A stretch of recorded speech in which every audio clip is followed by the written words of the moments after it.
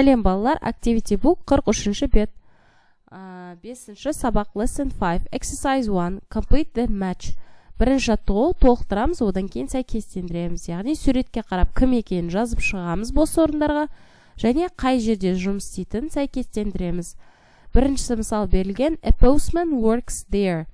Пошташы онда жұмыс істейді. Бұл пошта суретімен сәйкестендірілді C сурет, я? Келесі екіден бастап жасаймыз.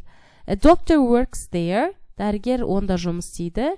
Дәрігер бізде ауруханада жұмыс істейді, я? Осы бізде аурухана. Келесі, A firefighter works there.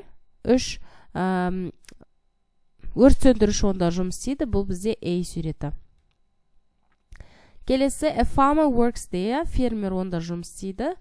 Бұл бізде E суреті. Келесі, A baker works there. Наубайшы онда жұмыс істейді. Бұл бізде наны бар дүкен осы.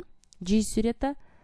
A police officer works there. Алтыншысы полиция офицері, полицейский істейді дейді.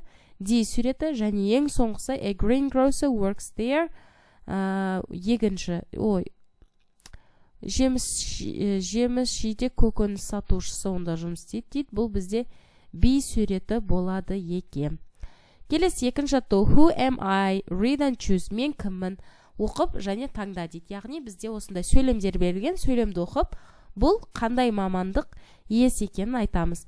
Мысалы, I sell fruit and vegetables. Мен жемістер мен көкөністер сатамын. Бұл greengrocer, я?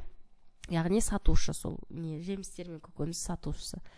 2. I bring letters to your house. Үйіңе хат алып келемін дейді. Бұл бізде postman, я? Пошташы. I make bread. Нан жасаймын дейді. Бұл бізде наубайшы.